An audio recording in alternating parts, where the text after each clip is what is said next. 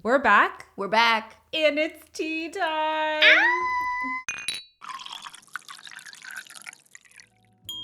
Babes, cheers to you. That is impressive. Thank you.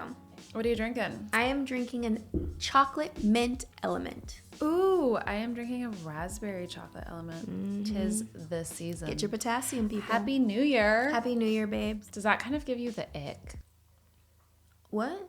Does it give you the ick that it's 2024? I was just thinking about icks, and I was kind of like, oh, I don't really know what your ick is. And then I was like, does a new year give you the ick? Meaning like everyone's like, let's get to the gym, New Year's resolutions. I feel like you're No, people give me the ick. The Yeah. new year doesn't give me the ick. But you're the person who's always like, it's not even the new year. It's not the new year. The real new year doesn't start until March, but whatever. Why is that? The way the calendar's set up and the way that history has made itself and all the leap year BS. If you follow the earth and you sun and the moon, it's in March. That's so interesting. I think what gives me the ick is kind of like double texting. Ooh. Meaning? Meaning if I'm talking to somebody and I haven't responded to them, let's say they've sent me like a paragraph. Yeah. And I haven't responded. And then they send me more. And then they send me more. It's like, wait, I didn't even get to answer that. Got it. Give me a minute. Then you don't even like acknowledge that they sent And that. that would probably only be in like a romantic setting to be a 100. Like if I'm like newly dating somebody, that would give me the ick. Yeah, because you kind of do that in work texts. I do. You actually do your ick in work. Yes, because I expect people in work to respond quickly. Got it. You know what I mean? And if you haven't, then I'm like, oh, you obviously died. And you obviously Because need more information. There's no, yeah, you need more information. You're not understanding, therefore I'm going to continue texting you. Babes, Yes. I have a question. Tell me all the questions. Do you want to put your hand in that teapot? Do I want to put my hand in the pot? Just going to sip on that. Because if you do, that's how we're going to understand what we're talking about today. Ooh. Babe, what is our topic? Oh, like that. Got it. All right. Ooh. What? Dating disasters. Ooh, dating disasters. Okay, right off the bat. Yes. How many have you had? I've had 66 first dates in my life. Could you imagine if that was real and I actually knew that number? I mean, probably no more than 5. If I think quick, probably one takes the cake. And like, what qualifies a dating disaster? Do we need to? I mean, it's a disaster. Okay, spill. Okay, so my dating disaster, which trumps everyone's dating disaster, was I was on a colon cleanse. And Look at what she's drinking out of. She has a thing for the throne. I do. Okay. I was on a colon cleanse, okay, people? And I was coming from a job, and when I go to jobs, you get a driver, and sometimes those drivers can be really cool and be like, I have to pee. Yeah, for sure, let me stop. Some drivers are like, no, I cannot stop. This is not on my list. I can't do And it. how old were you? Over the age of 18. Okay. The driver did not want to stop and let me go to the bathroom. So he took me to my boyfriend's house, and I could not find one bathroom in all of his garage because he lived in an apartment building that you had to like have a code to get in, and I didn't want to text him or say anything before that happened. So I had to shit in the corner of a parking lot. Wow. You guys, listen. Okay, with the tuck back. Listen, you gotta get it out. You gotta get it out. And Babe. the squat world was difficult at that time. So my Louis Vuitton multicolored shoes and like some of my clothes, like really not cool. So he's like, are you here? I'm like, yeah, I'm here, but I need you to do me a favor, boo. I need you to go into another room when I walk in the house.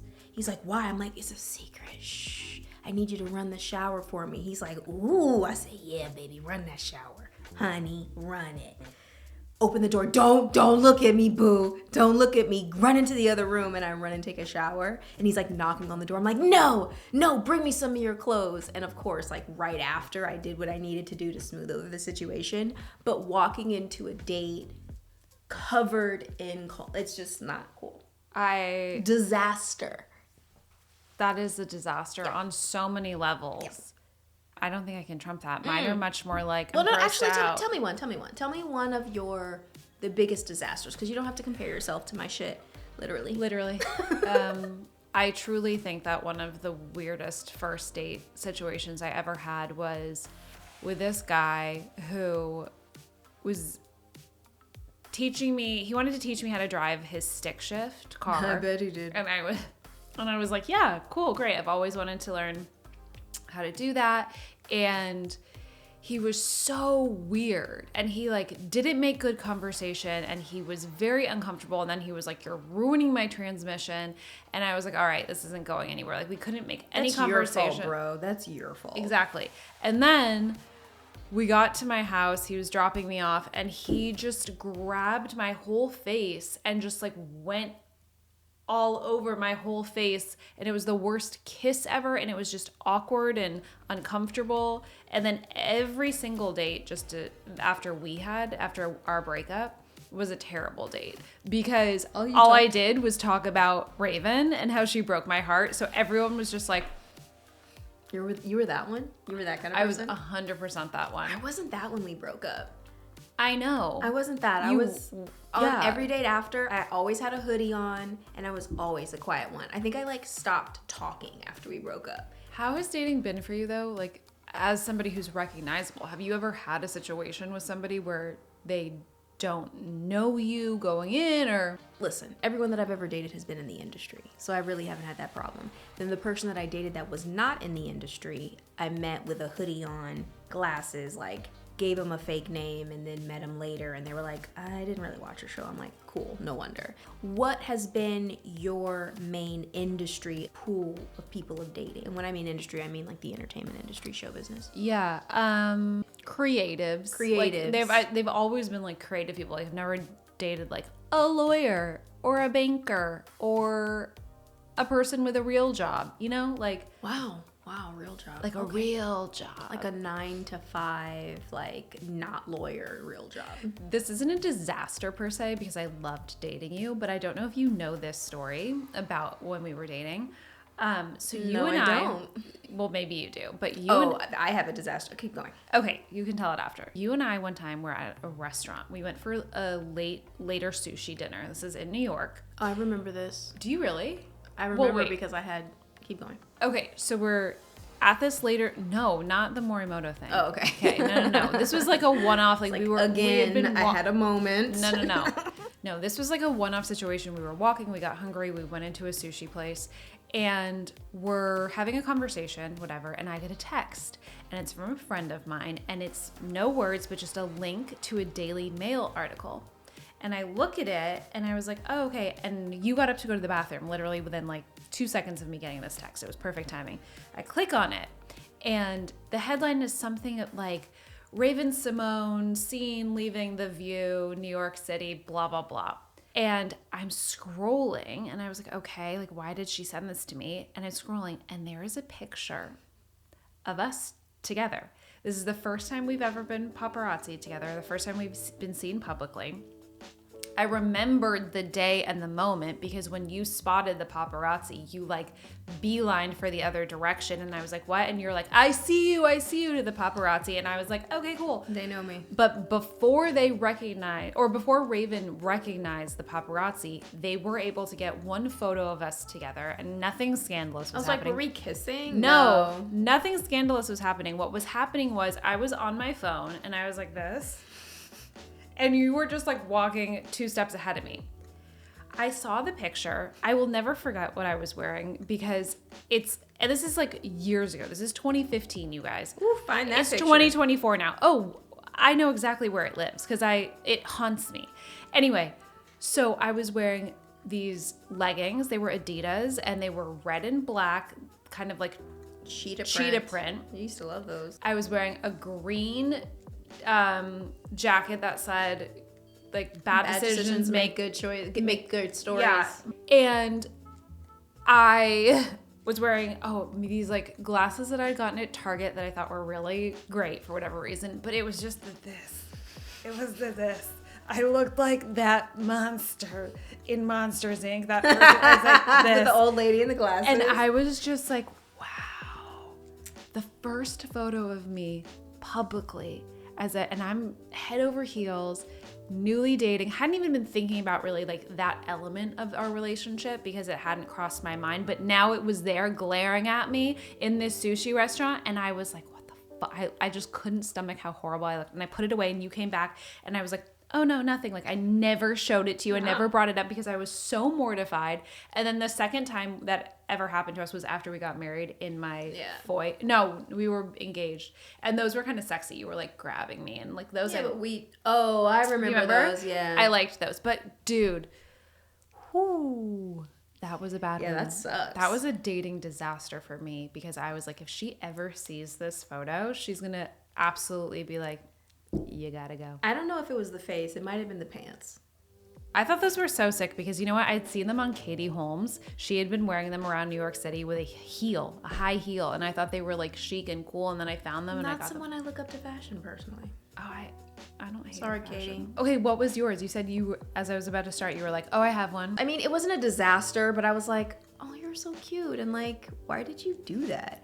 But I'm a very big like cook. But I know I say that in a weird way. I like projects. So I'll make a bone broth or I'll make a pickled this. But I made pepper sauce, which those who know, pepper sauce is a southern condiment with vinegar, a little bit of sugar, and the hottest peppers you can find. And you put it over your greens or whatever. I should make some pepper sauce, actually. That sounds really good. Get on it, babes. I'm here for you. You guys are going to understand why I'm doing this in a second. So my wife, but my girlfriend at the time, we're like, I'll help you get the peppers out of the jar. Can we just pause a minute? You know what's really interesting? That's so cute. You just called me your girlfriend. You never called me your girlfriend when we were dating. Ah, shit. And then I was just your wife one day. I've never even heard you call me, can I be your girlfriend? Yeah, you can be my girlfriend. Oh, Actually, be probably nice. that's so cute. I love it. I never did call you my girlfriend, did I? No, it's making me like that. Calm down. Where's my hoodie? Okay. That's so funny where wives and girlfriend made me just feel like giddy inside. I also never called you my fiance. No, we skipped so many things. We did. Okay, anyway. Peppers. So my girlfriend at the time was like pulling peppers out of the fucking jar with no gloves. And my girlfriend, wife, I love her. Mwah. So fair, so sensitive, so pale, and just fire tips the whole rest of probably 2 or 3 days. Just fingertips on fire. Yeah. But she pulled every pepper out of that jar, honey. I was like, wow, you're committed. I was committed to showing you how committed I was to you. I remember I was like, I will do this for you. And that was a disaster on her. I feel bad for you. It was. And actually, do you remember that you got me bowls of milk to soak my hands in because she was soaking because the burn was so bad. Yeah, so bad. It was pepper so sauce was dumb. bomb though. I didn't actually ever eat any of it because it was so spicy on my hands. I was like, I don't think I can handle this. Something I should probably make. That would be good for holidays. I'll make it for you guys. I'll give you a recipe. Yeah, next year, you guys. Babes, let's make a toast. Okay, babes. So recently, NPR reported Love NPR. that there was a giant tumbleweed the size of a Volkswagen Beetle. Shut up. Just doing her thing. Really? On a freeway in California. Cali, not even Texas? No, it was in California. Tumbleweeding, but that big. And it has now been called the mother of all tumbleweeds. The mother. The mother. Okay, so I have a couple of questions about a tumbleweed. Are all tumbleweeds consisting of the same material? And what is a tumbleweed? Is it like dry straw? Okay, see, here's the thing that's funny is that when I was like trying to find little bits, that's all explained in the article that I read it, but I ignored all of it. Got it. But it's like twigs and debris. Yeah, it's like twigs and debris. And the fact that it got that big, and it's just going down the street, no car has hit it. And people on Twitter, or I guess it's now X, were calling it like belly lint gone rogue. Ooh. And, naming it like funny things like that. Like the biggest hairball you've ever seen because it's literally massive. How do you navigate a tumbleweed the size of a Volkswagen Beetle coming at you? Like, is it from a 1960s Volkswagen Beetle or like the new version? I don't know. I didn't do enough research on this tumbleweed. If But anybody's ever seen a tumbleweed, please put it in the comments below and just like comment weed and like a leaf, because here's weed tumbles. weed. Because honestly, I've seen a couple tumbleweeds in my life and it brings me joy to let them pass. Like, let that little tumbleweed live its best life. And I think I've let a little too many of them pass because now it's become a Volkswagen tumbleweed. Every tumbleweed that you have ever seen got together to become this one tumbleweed. The way the world is working, I'm not surprised. Cheers to the giant tumbleweed. Cheers, and weed. cheers to all of you. Cheers to all the weed in and LA. Cheers to you, my cheers girlfriend. To you. Oh, you're my girl. My girlfriend. Mm-hmm. I love you. Mm-hmm. That was a good spell. Oh my god, what a day. It's been such a good tea time. It has been. And you guys, thanks for watching. Catch us next week.